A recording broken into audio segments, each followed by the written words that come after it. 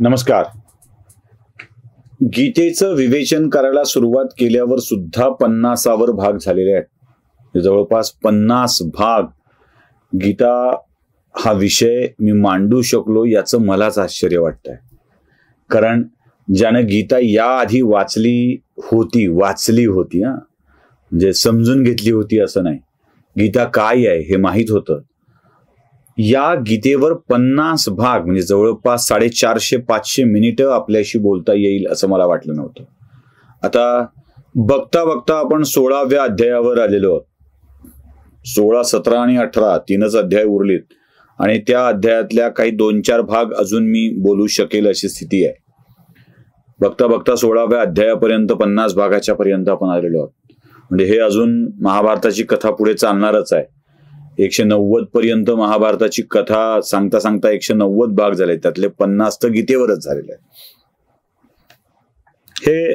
हे घडतंय माझ्या हातून याचाच मला मनस्वी आनंद आहे आणि तो ईश्वर हे कार्य माझ्याकडून करून घेतोय आणि तुमच्यातल्या बऱ्यापैकी लोकांना ते आवडतंय याचा मनस्वी आनंद माझ्या मनामध्ये आहे. 16व्या अध्यायामध्ये भगवंत अर्जुनाला दैवी आणि असुरी गुणांच्या विषयी सांगतायत. दैवी गुण आणि असुरी गुण, या असुरी गुणांचा प्रभाव असलं की काय होतं हे देखील सांगतायत. आता पहिल्यांदा अर्जुन विचारतोय भगवंताला, देवा दैवी गुण म्हणजे काय, कशाला म्हणायचं दैवी गुण?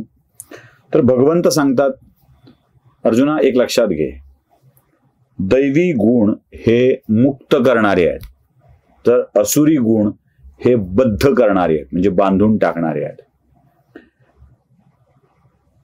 असुरी गुण प्रवृत्त करणारे आहेत, तर दैवी गुण हे निवृत्त करणारे आहेत. म्हणजे आपण प्रवृत्त करणाऱ्या गुणांच्याकडे जायचंय की निवृत्त होणाऱ्या गुणांच्याकडे जायचंय हे आपल्याला ठरवता आलं पाहिजे. मग असुरी गुण कोणकोणते आहेत?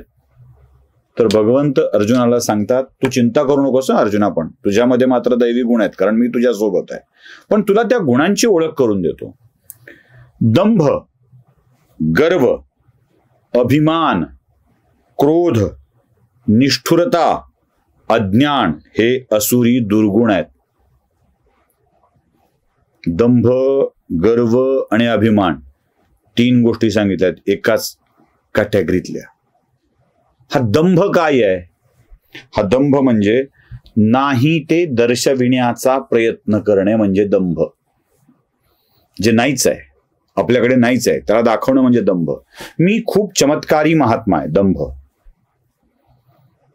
मी काहीही करू शकतो, मी भस्मसात करून टाकीन, दंभ. हे जे खोटे साधू दिसावं म्हणून दाढी वाढवली आहे, दंभ. साधू झालं की दाढी वाढत असते, दाढी वाढली की साधू नाही होत. आलं लक्षात?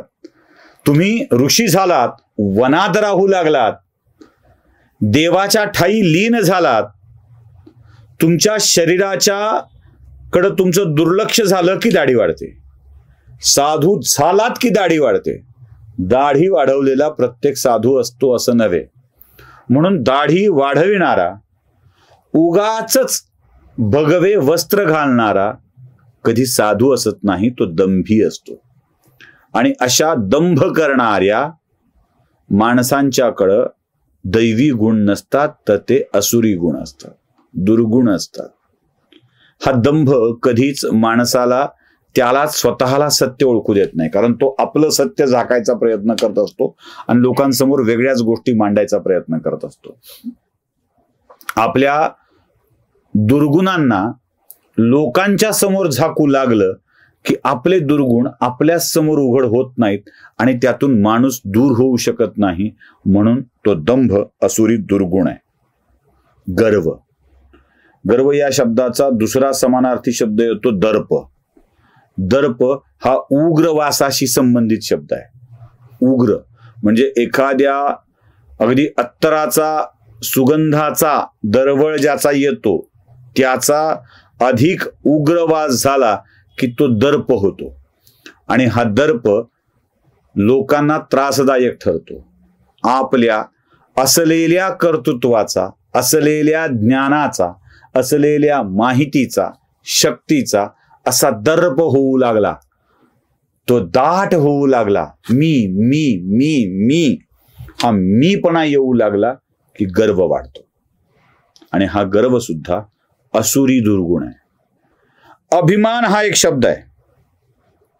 म्हणजे तो कसा बघा, खर तर राष्ट्राविषयीचा अभिमान चांगली गोष्ट आहे. आपल्या परंपरांविषयीचा अभिमान चांगली गोष्ट आहे. त्या परंपरेचा मला अभिमान असून त्या परंपरेचा पायी होण्याची पात्रता माझ्या अंगी यावी म्हणून मी सदैव प्रयत्न करेन. अभिमान चांगली गोष्ट आहे.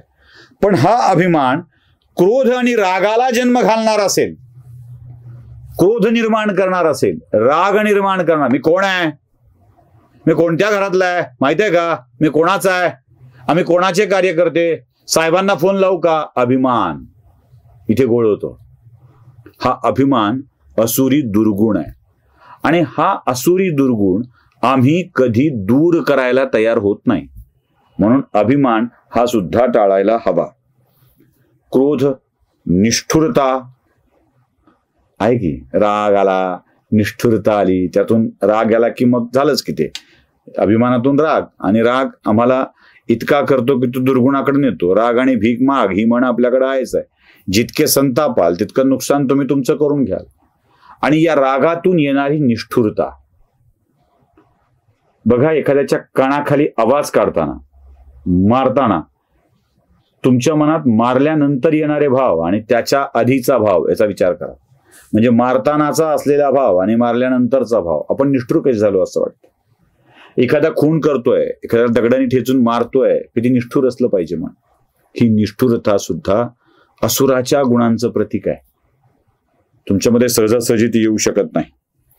अज्ञान हे मात्र फार अवघड काम आहे. आजकाल सगळे असुर या अज्ञान नावाच्या दुर्गुणांनी ग्रासलेले आहेत.